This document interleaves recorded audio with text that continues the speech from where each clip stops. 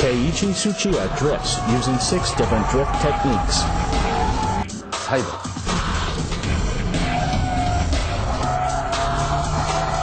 Shift lock.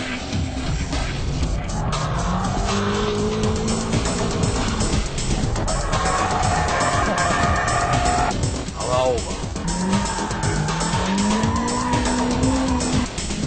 Braking.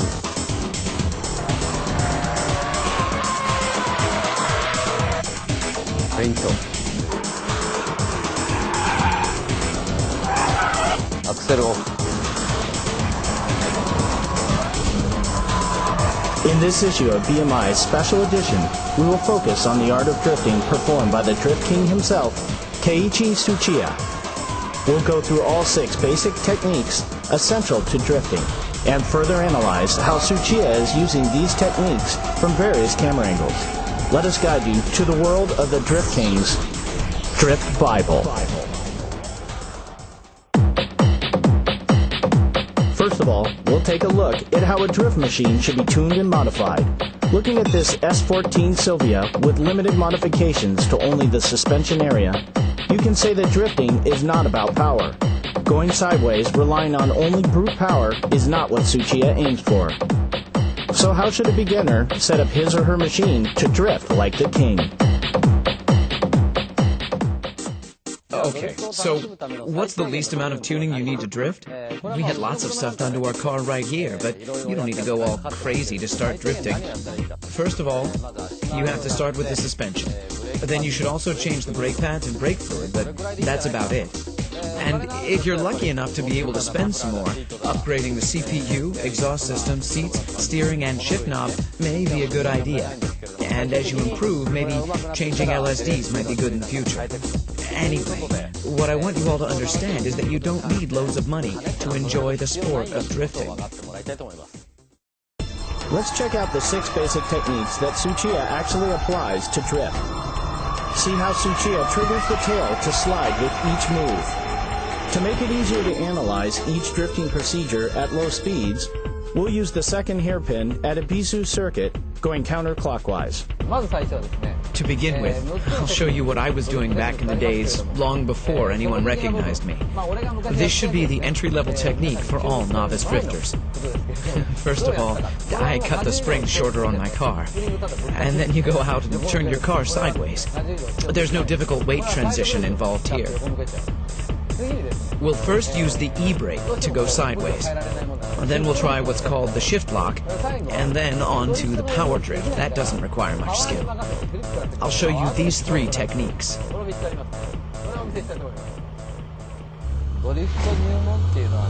This one's for all beginners. Everyone goes through this stage. I started off doing this too. This drifting relies all on the e-brake.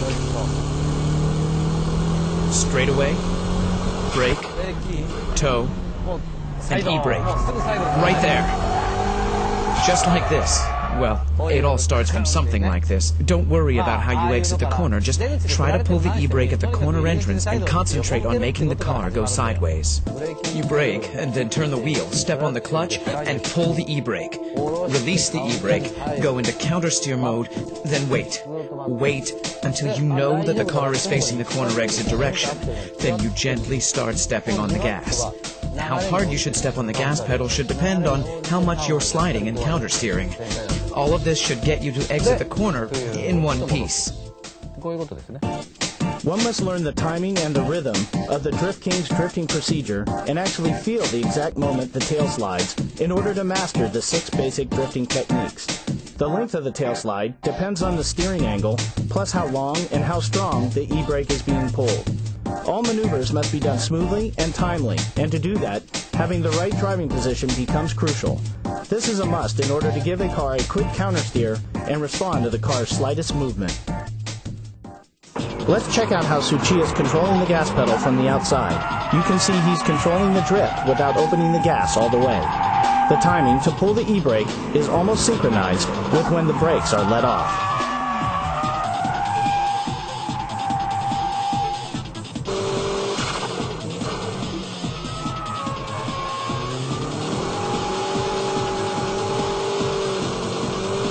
The second technique is the shift lock.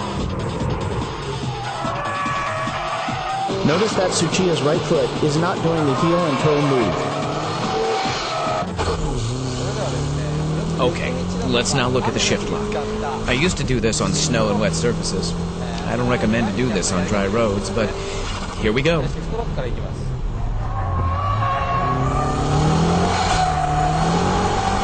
Just like that. Kick the gas all the way in third gear.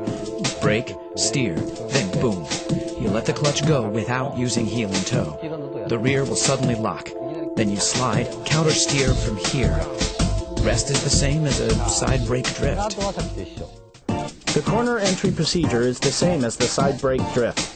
The important point here is when to release the clutch. Tsuchiya lets off the clutch just as he eases off the brake and steers in. His braking only lasts for 2 seconds. It's like brake, brake, gas. The tail slide occurs right as he steers into the corner. This is how the car starts drifting from the corner entrance.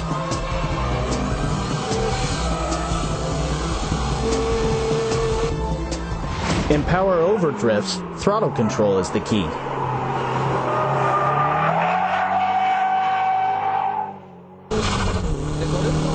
I used to do this when I couldn't drift yet. I'd brake like this and try to drift, but I couldn't because I was too scared. So the only thing I could do was to step on the gas all the way at the corner exit. I used to practice this on the snow as well. When you can't do anything about the strong understeer at the corner entry, you should try this on snow or on a wet surface to practice. Steer into the corner even if you feel the understeer, and at the corner exit, just floor the gas and make your car go sideways, and as you exit, countersteer. This should be the easiest way to drift at the entry level rather than side brake drifting and shift lock drifting. You should practice this on a slippery surface, and remember not to step on the gas until you reach the corner exit point. Because if you give too much gas before this clipping point, you'll end up understeering. In this case, the corner entry is the same as before, gradually opening up the gas until the clipping point. Then Tsuchiya loosens up the gas for a moment, and then he kicks in the gas pedal to get the tail sliding. Power over drifting needs strong front tire grip. This is the reason why Tsuchiya loosens the gas to make the weight shift to the front.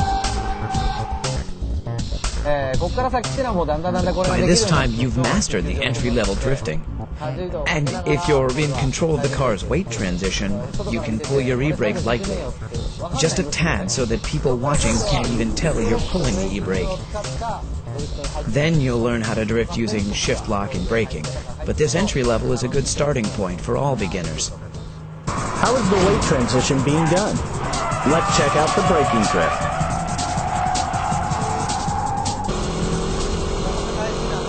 The three important things here are when to steer in, when to shift down, and how long you keep braking. These are the three most important factors. Okay, I'm in third gear, I'm stepping on it, I'm speeding, then brake. How much you brake is crucial. If you kill the speed too much, you'll end up stopping before you drift like this, and with understeer. So you'll need a fair amount of speed even when you begin braking. Slow down to about 70% on the straightaway, then let go. Let go of the brake and steer into the corner. Here, you're a little overspeeding. If you brake through the corner, you'll end up with understeer. So first brake and then turn, heel and toe and steer in towards the clipping point. You'll be overspeeding here as well. Then you shift down to second gear while leaving your foot on the brake. Let's say you're running around 5,500 revs when you shift down to second gear. Release the clutch like you're running around 5,400 revs, but don't let the gears lock. It's similar to shift lock drifting, but you don't lock the rear tires with braking drift. Anyhow, that's how I do it. Sometimes I drift by only braking, like through corners where I can enter and exit in second gear. I step on the brakes, leave the brakes on, then turn, and I brake once again towards the clipping point. Then the car starts to slide. With this kind of drifting, I concentrate on the front and rear brake balance. If only the front brakes work and the rear don't, it's impossible to brake drift. You can't control the shifting weight of the car if only the front brakes work. Obviously, braking is the key here. Tsuchiya is not braking hard at all. He's stepping on the brake with a certain rhythm to adjust the speed. If you coordinate the steering work to the braking, you're a step closer to Tsuchiya's braking drift.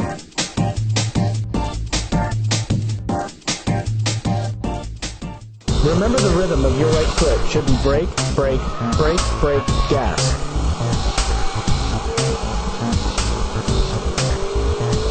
Steering into the corner and shifting down should be done simultaneously.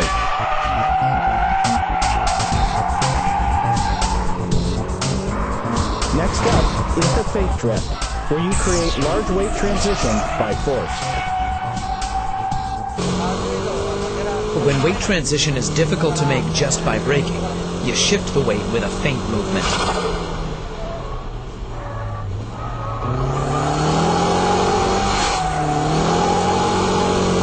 Quickly steer like this, and at this point, my foot is off the gas. And when I juke the car like this, the car bounces back with the weight, and that's when I step on the gas pedal.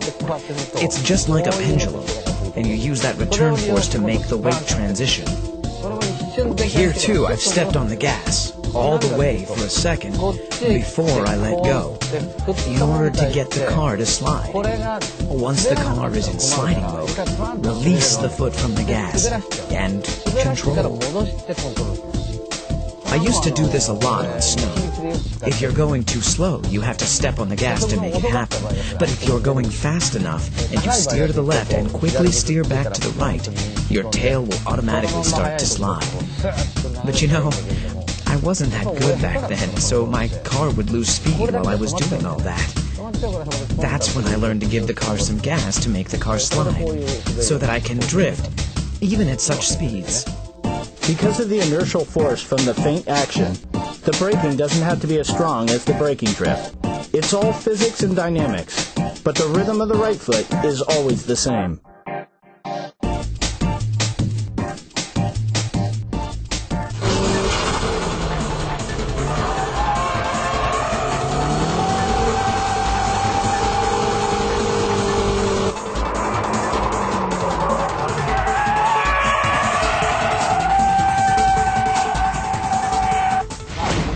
Okay, shall we try this dynamic drifting?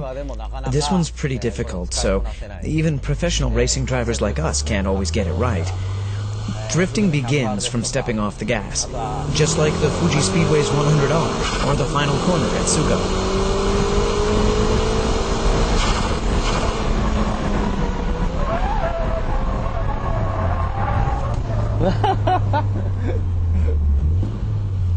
Unbelievable.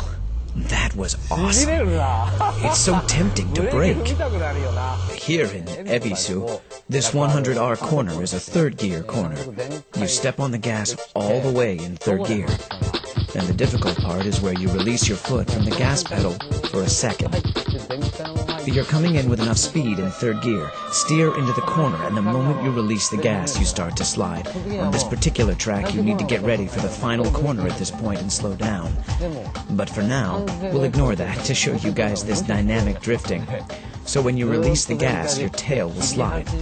Then you just counter-steer and control. I use this a lot at the Fuji Speedway's 100R corner.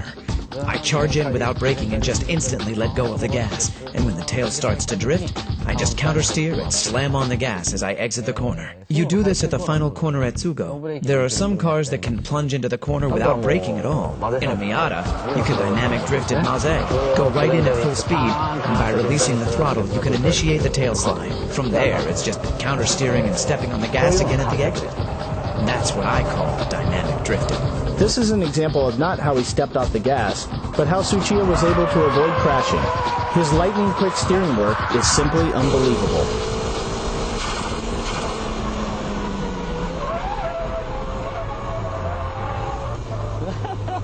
So that was dynamic drifting, which is the ultimate form of all drifting. That wraps up the 6 basic techniques of drifting. I won't recommend the dynamic drifting at the early stages of learning how to drift, since it can be dangerous. With the mastering of all these 6 basic techniques, you too will be able to drift like a pro. The first thing you have to do if you want to take up drifting is not to be afraid. Try to have fun. Don't think too much about weight transition, dynamic drifting, and your suspension setup. Visit a track, go out there and start pulling the e-brake. That's the best way to learn how to drift. After you get the hang of it, try to use all 6 techniques in various corners. Take your car to as many tracks as possible and try different styles of drift. And again, be safe and have fun. The art of Tsuchiya's drifting is that no matter which track it is, or what car he's driving, he can drift beautifully. Why is this possible? Let's see why Tsuchiya is called the Drift King at Maze Circuit.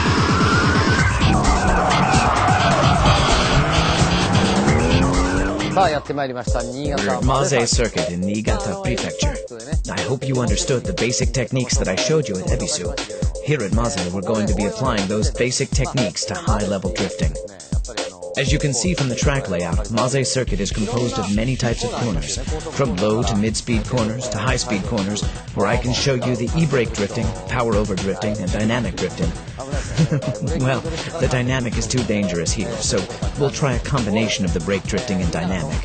And we'll show you how to do this with various types of cars, actual cars that you might own. I'll show you how to drift with cars that won't turn well, or have strong oversteer, or even cars with very little power. Here is a demo run by Tsuchiya in a nicely tuned S14 Sylvia. I have to warm up my tires first. This slightly wet condition can make the car oversteer or understeer in certain corners. So, let's warm up the tires and the brakes first. How will Tsuchiya control his S14 on this surface? The G-ball will indicate the weight transition at each corner.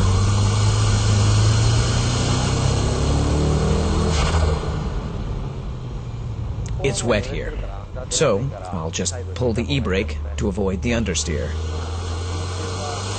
For the first couple of laps, I'll demonstrate the braking drift with this K-Office S14. This S14 is modified with a great suspension system that allows the car to perform high-speed drifting. I should be able to clear all corners with the braking drift.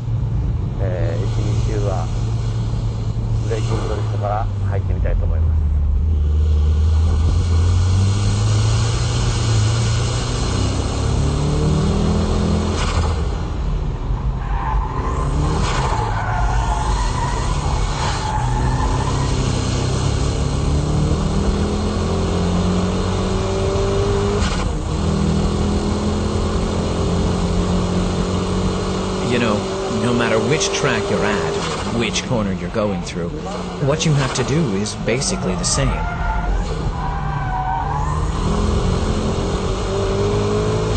It doesn't matter if you're in Ebisu or Maze. It's the same thing. Braking drift is controlled by the braking power, your braking touch. Oh, it's wet here, so I should take it easy. According to the length of each corner, you need to adjust the force of your braking.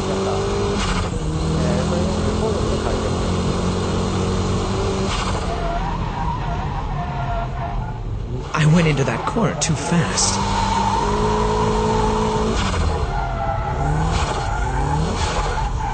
It's all wet here.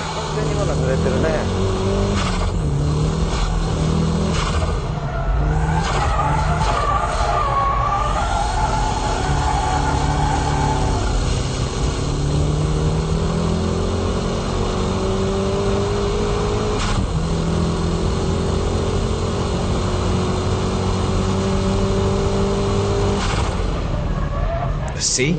I'm doing the same thing. No matter where I go, this is how I do it.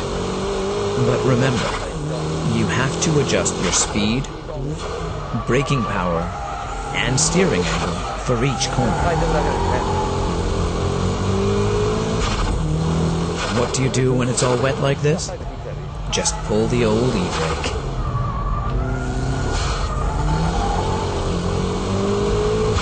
In corners where understeer is strong, just pull the e-brake. It's best not to use it too much, but you can do it when you're still learning.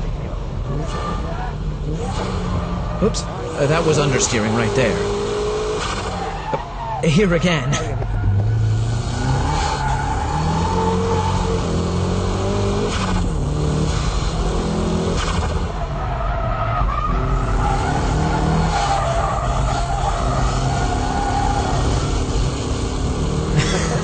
My drifting is a bit wild, isn't it?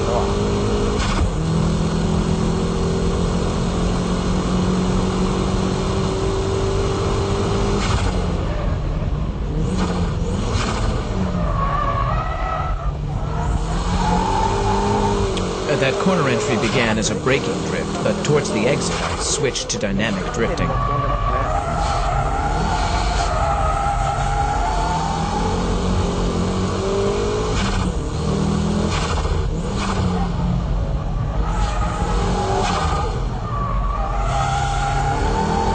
Here I'm power drifting at the exit.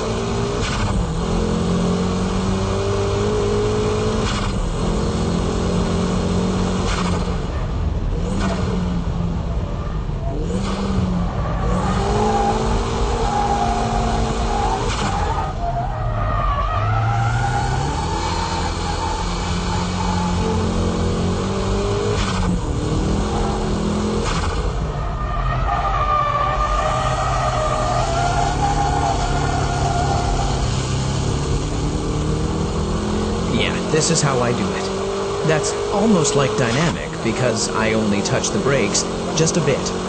It's a combination of braking and dynamic. Brake and shift down to second. Ride the brakes a little, then transfer the weight to the front. And from here, it's power drifting.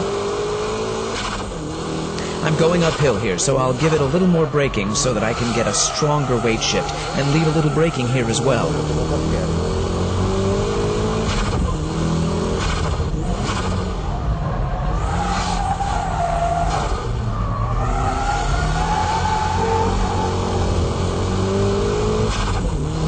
On the S-curves, the faint drift should be used.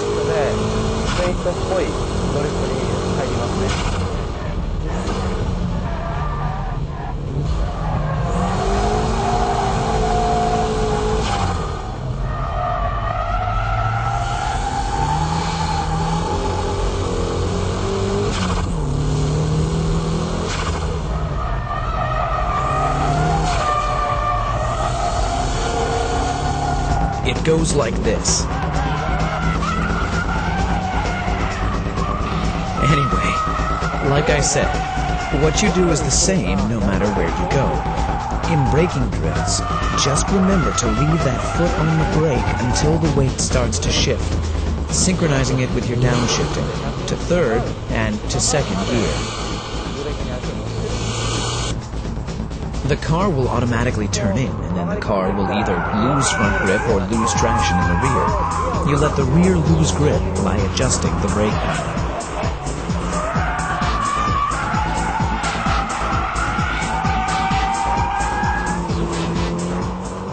Let's check out how the S14 is acting on this final corner from the outside camera. This well-balanced S14 Silvia goes into braking drift by a light touch of braking and smooth steering work.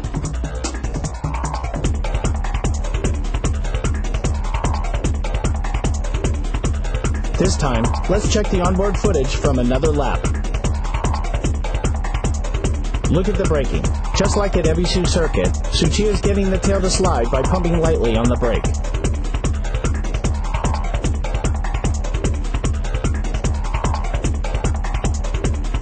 As Tsuchiya countersteers, the G-balls are intact and moving towards the rear very smoothly. A beautiful drift must have smooth weight transition. Pay attention to the angle of his countersteering and throttle control.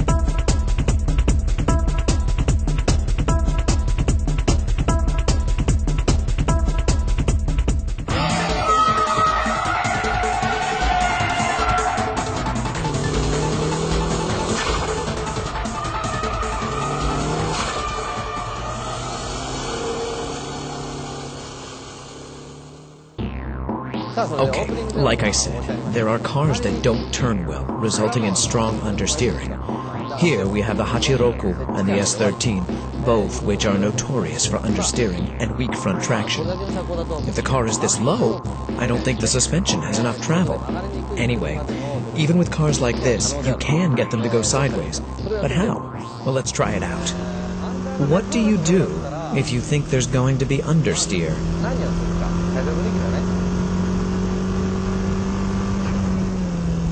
Remember, pull the e-brake.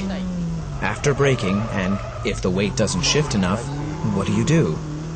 Pull the e-brake. Then you turn, just like this. It's the same here too. If the weight won't shift, e-brake it. It's the same at the next corner as well. No weight shifting, then pull the e-brake. And this time, use the brake pedal to turn back.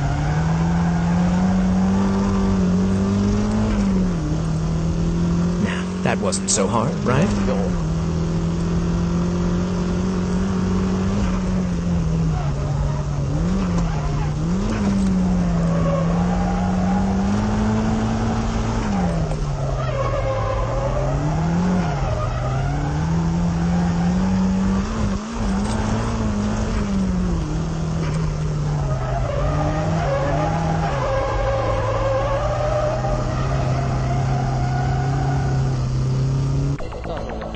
I'm standing here at the first hairpin curve on the Maze circuit. I'd like to demonstrate the different drifting procedures with different cars. The S14 Silvia has good front grip and a good weight up front, which enables the car to turn easily. All I had to do was create and control the weight transition with my braking. In contrast, the S13's front grip is terrible. Yes, like your car, probably. If you install one of K-Office suspensions, it will go away, but I'm not here to advertise my product, so let's move on. Okay, you start. This is the first corner. You're climbing up to around here, and understeer is strong going uphill. And with the S14, I could easily turn into the corner with a little steering work, and by riding the brakes a little. The S13 and the Hachiroku won't turn enough because it needs more front-end weight. So what do? I give it stronger braking in order to create stronger weight shift to the front. Actually, the braking I do here is the equivalent to how long and strong I brake with the e-brake. Remember, always to shift more weight towards the front end. So here you're going uphill, and when you reach the top, you start braking. And as you turn into the corner, ride the brakes longer compared to what you would do on an S14. Then the rear end will start to slide. From here, you just smile and step on the gas to power drift right out from the corner. Next up is a champion for oversteering, the MR2. I mean, these types of cars won't stop once it starts going around. Just like the NSX, these mid-engine layout cars have light front ends and heavier rears, which makes them spin happy. Oof, that was close. When I ride the brakes like I did with the S14, this happens. Adjusting the pressure you brake with and how long you brake entering the corner is the key here. The difference between the S14 and the MR2 is the braking power you apply.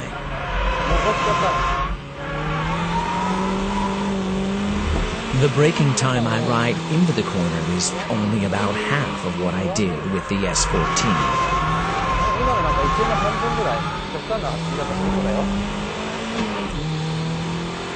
Right here, I quit braking already.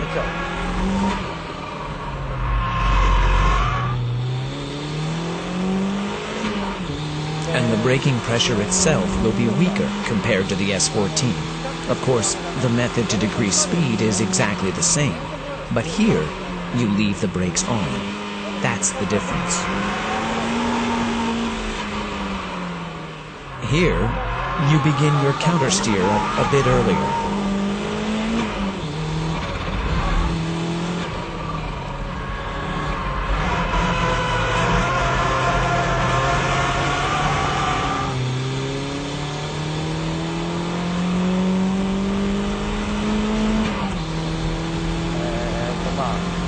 That's how you keep control and drift with understeer.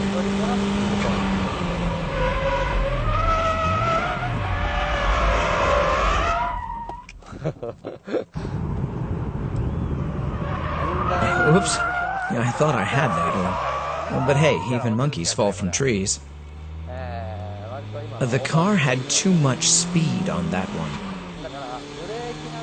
So, the important thing here is to keep the weight transition small. Delicate weight shifting is the key here.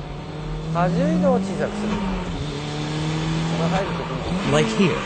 I go in like this, but I'll let go of my brakes early.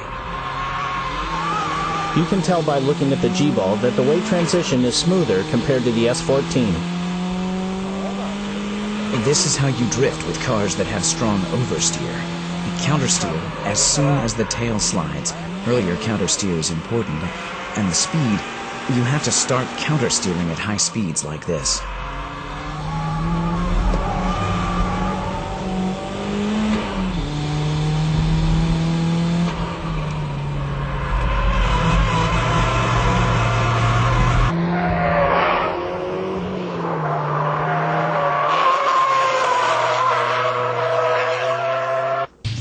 That's how you drift with oversteer cars like the MR2. The difference between the cars I've shown today is like this. The S13, the car with strong understeer, needs big weight shifting. The S14, which has neutral steer, only needs braking drift technique to go into the corners smoothly. Whereas strong oversteer cars, like the MR2, need stability as you brake into the corner. You're carrying a heavy load of weight in the rear that makes the car unstable and wobbly when you're going in. So, stabilize the rear weight and go into the corner, adjusting the amount of your braking according to the steering angle. The amount of weight transition is about half of what you have with an S14. And with only half the pressure on the brakes, these cars can turn in at the same angle as the S14. The S14's countersteer is sharp compared to that of the MR2, so what must be done on the MR2 is the exact opposite. When you steer in, let off the brakes early. The tail end will react and start to slide. Then you countersteer.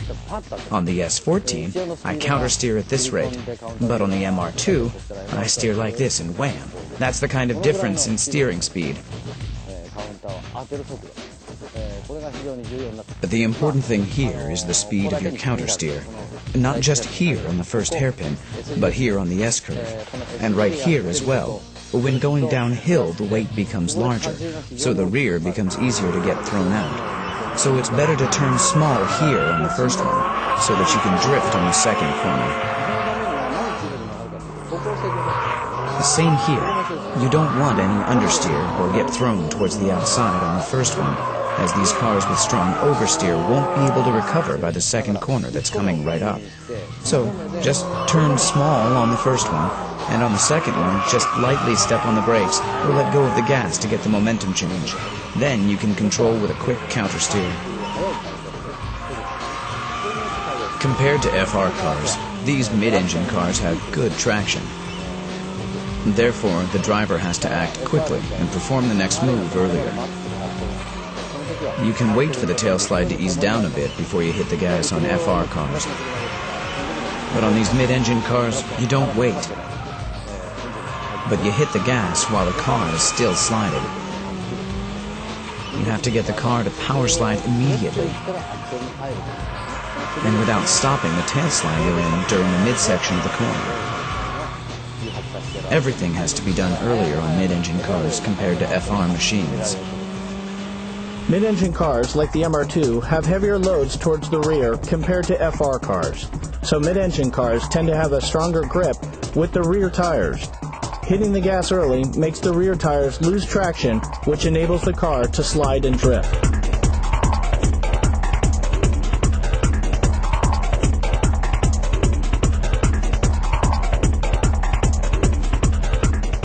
The big difference between the S13 and the S14 is that the action needed to trigger the tail slide is smaller. You don't need big braking maneuvers or steering work to slide the tail and drift.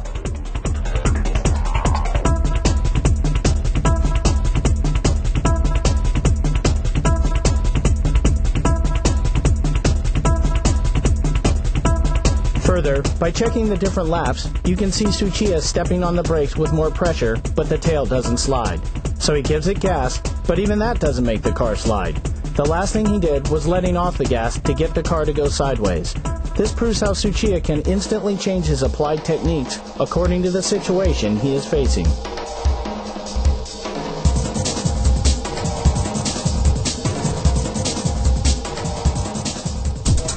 続いてはですね Okay, now, how do you drift with a car that doesn't have much power?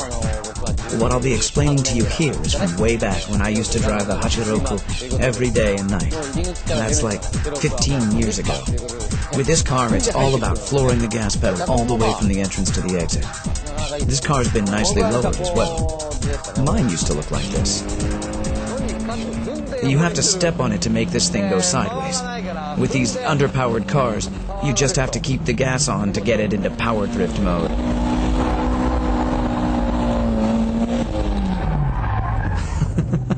I just killed the power. But it's great that I can constantly floor this thing.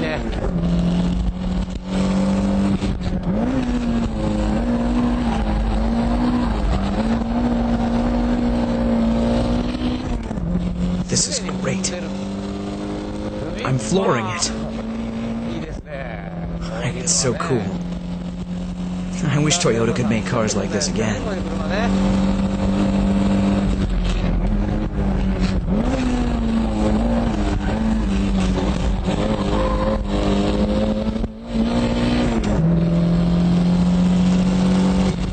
Shift down and put the pedal to the metal. It feels great. Just the right amount of power to have fun.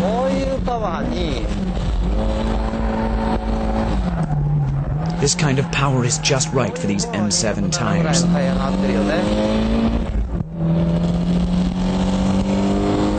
Feels good. Now, this is fun.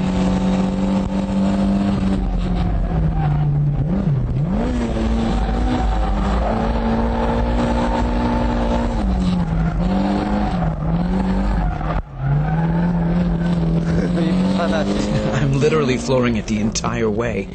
Do you know any other car that can do this?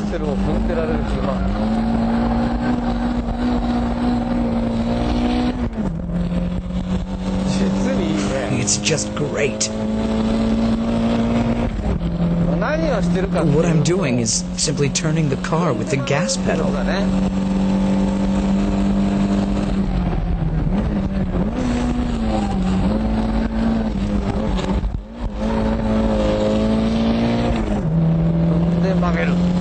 Step on the gas to make it turn. Brake and shift down, then step on the gas again. Step on it to let the rear go. You have to keep revving it within the torque band.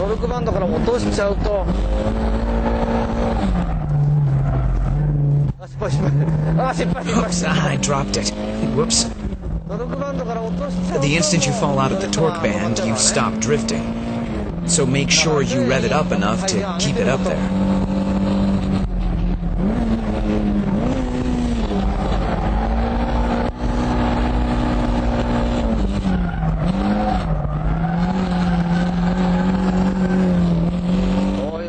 This is what I mean.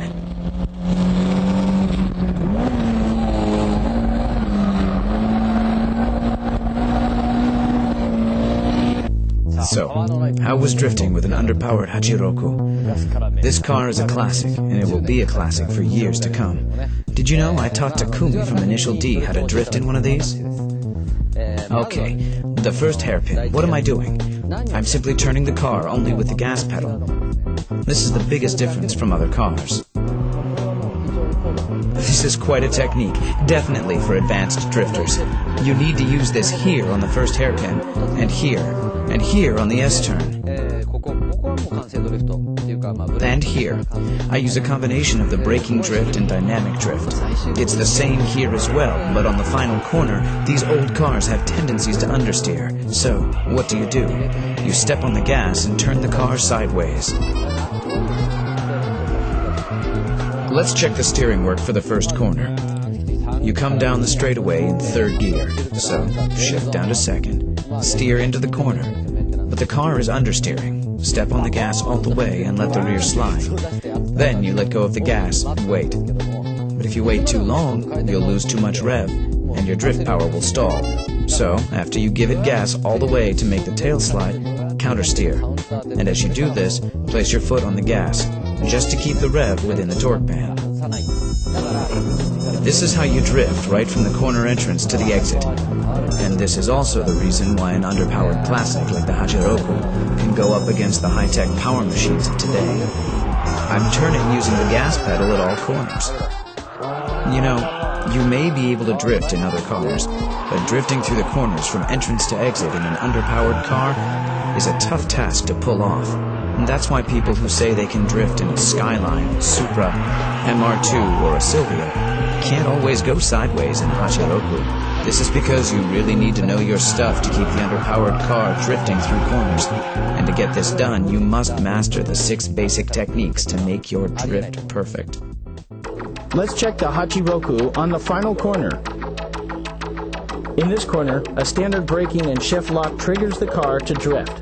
But the throttle control from here is different. Tsuchiya floors it immediately to keep the car sliding all the way from the entrance to the corner exit. He's purposely letting the wheel spin a bit so he can control the tail slide with little power. He's driving while constantly maintaining loose traction. These 6 techniques and their various application make the Drift King go sideways. How did I become the Drift King? I can only say that I was driving day and night. I guess people call it practicing and hard work. But to me, I was just having fun out there. To enjoy driving, or shall we say practice for now, all you need is some safe, clear space. This will be enough. And let's start with a 180-degree turn. The first thing I tried, right after I got my driver's license, is this. Pull the e-brake, and try to end up facing the direction I came from. In my days, it was cool to be able to do this and get it right.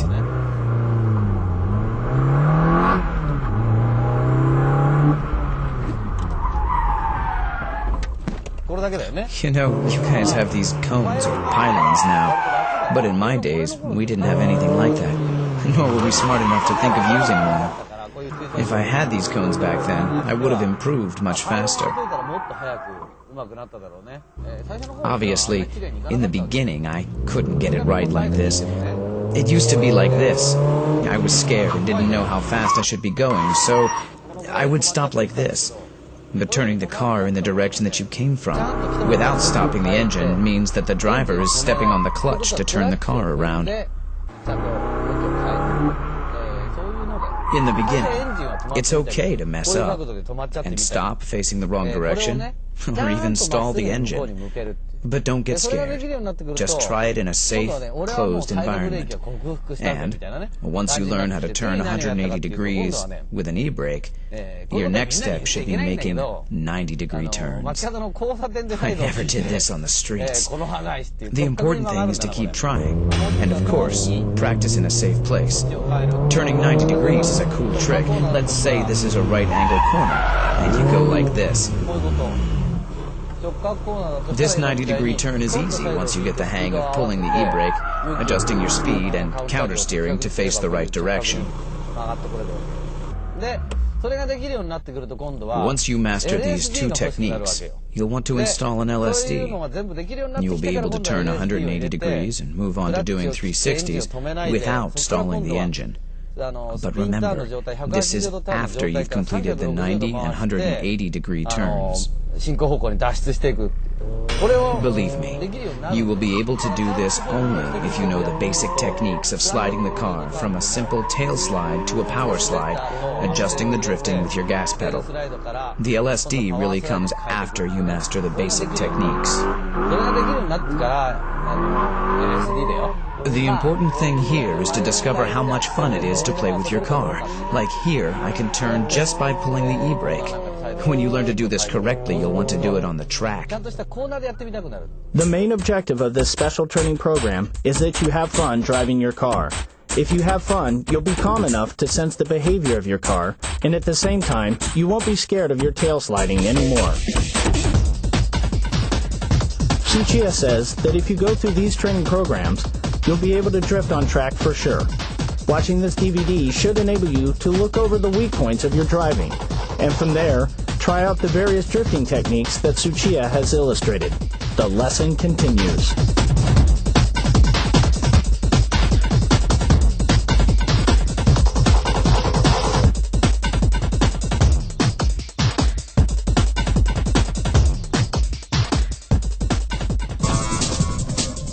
Special training program number 4 is learning how to use the handbrake according to the radius of the corner. Okay, first of all, okay, here. How about this? See, I countersteered and stopped the car facing the direction I want to exit. You have to countersteer toward the exit direction. You can see here that I am actually countersteering. And it's okay to pull the e-brake and stop here. Beginners tend to end up facing the wrong direction, like this. So, controlling the car towards the direction that you want to go is crucial here. You can do this by adjusting how long you actually pull the e-brake. I was supposed to go that way, but I was pulling the e-brake too long. But let's face it, you'll mess up at the beginning, so learn from your mistakes and don't smash up your car and pay for repairs all the time like I did. You guys have places like this, Driftland. I think it's important to practice without worrying about your repair fees or putting someone else in danger.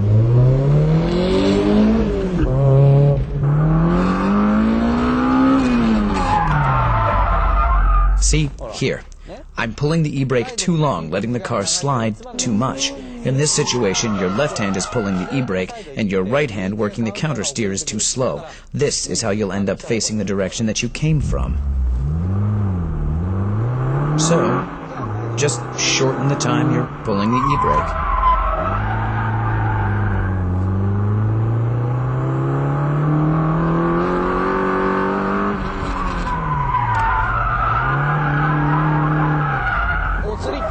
This is what happens when you steer too much. This was a good example. As you just saw, I began countersteering too late, and then I recovered the countersteer too late. As a result, my car just lost control. If all my steering work was done earlier, I could have avoided this.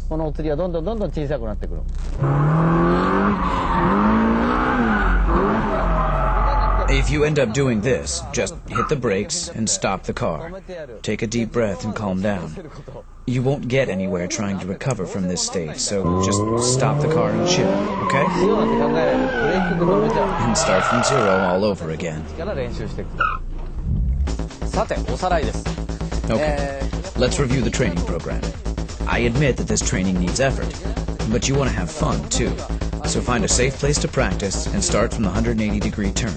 Then try the 360, but you need an LSD to do this. Then the 90-degree turn. And when you learn all this, come to a track like this one to practice, where you can find something like this. To practice doing donuts, you need an LSD. Come to a track like this to practice pulling the e-brake along the actual radius of the corner. If it's a 90-degree corner, just pull the e-brake for a second, countersteer, and then hit the gas. For 180, which actually is a U-turn, you need to keep pulling for at least 1 second to let the tail slide. So practice and learn to get the feeling of what kind of speed, angle, and steering work is needed for various turns. I said practice, but you'll have so much fun, you won't feel like you're practicing at all. You'll have a lot of fun, I can guarantee that. Until you can do all of this with your eyes closed, you'll be spending a lot of your pocket money on tires. You know, if you can't afford new tires, just get some nice ones for the front and go to a scrapyard for the rear tires. Used tires from a scrapyard can be put to good use on a drift machine. After you practice with used tires and become better at drifting, well, let's say you can countersteer and kick the gas in towards the corner exit and drift properly once every 3 times. You're now ready to get some good tires on all 4 wheels. At this point, you should be wearing the same tires in the front and the back.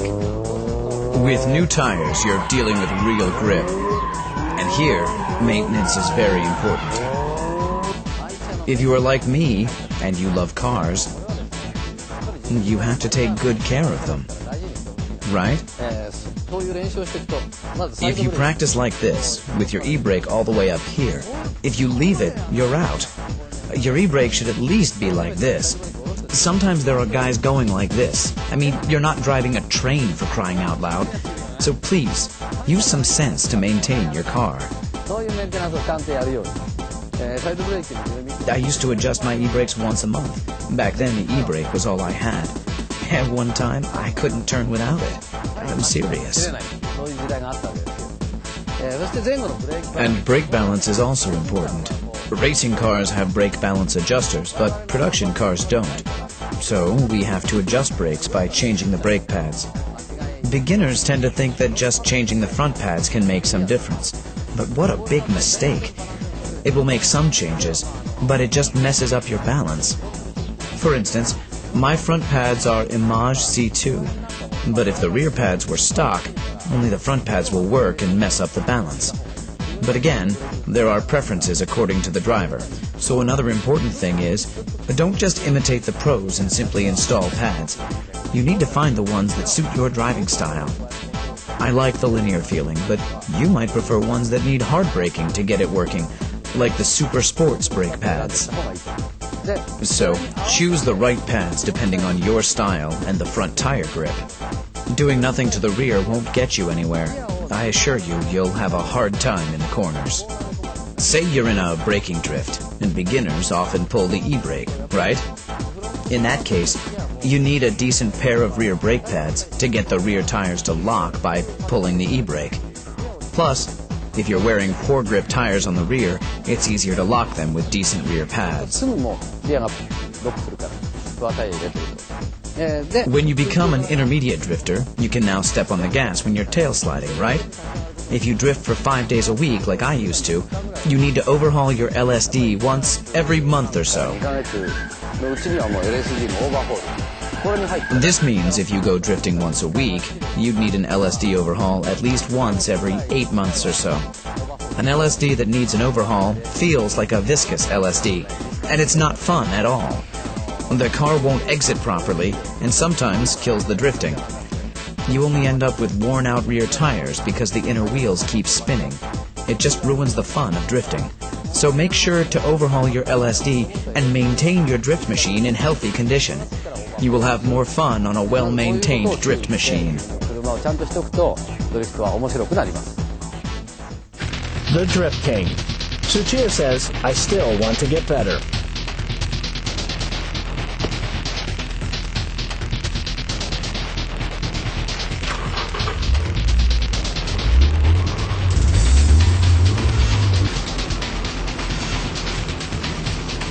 This is Tsuchiya's flat-out drift attack at Ebishu Circuit.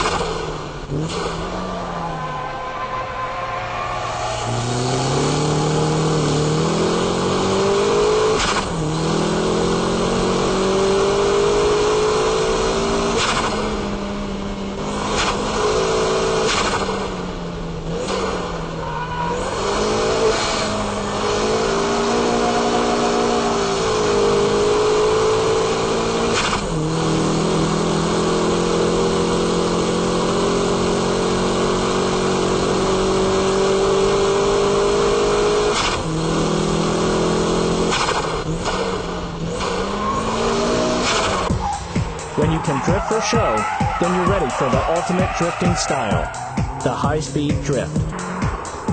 The 6 techniques are still vital for this style of drifting, but now you're going fast. When speed and drift meet, you get the ultimate driving style. The high-speed drift is composed from small countersteering and velocity.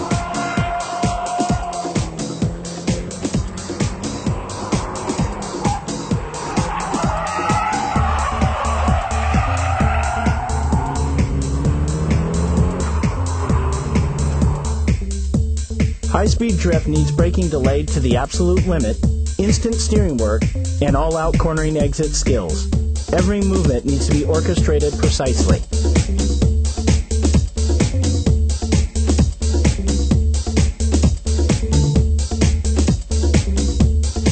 Focus on the steering work as well. In high-speed drifts, tail sliding is controlled and limited, so counter-steering work can be minimized. Wheel spins are limited also, making the car easier to grip and accelerate at the corner exit.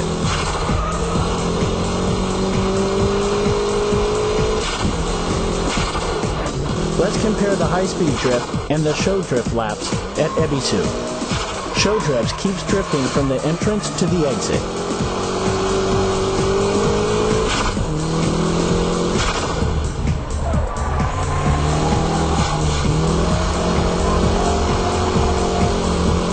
With a high-speed drifting, traction recovery is very quick, even during the counter-steering work.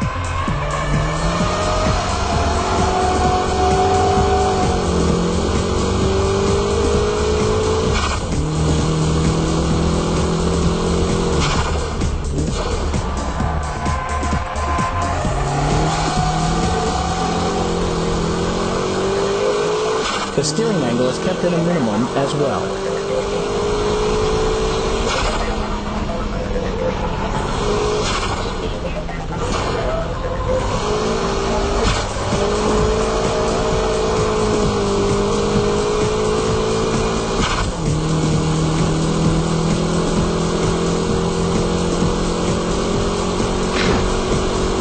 This is the ultimate style of drifting, high-speed drifting.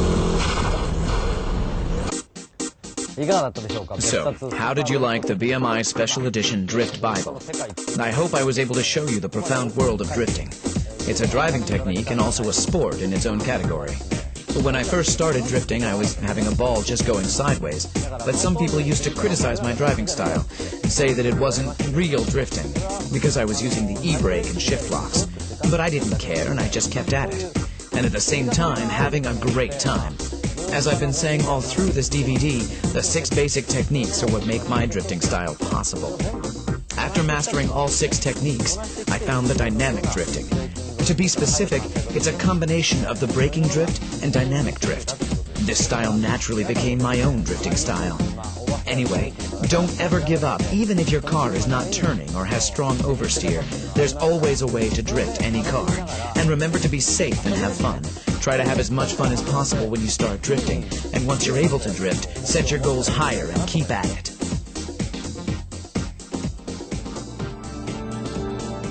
Aim to become the next Drift King.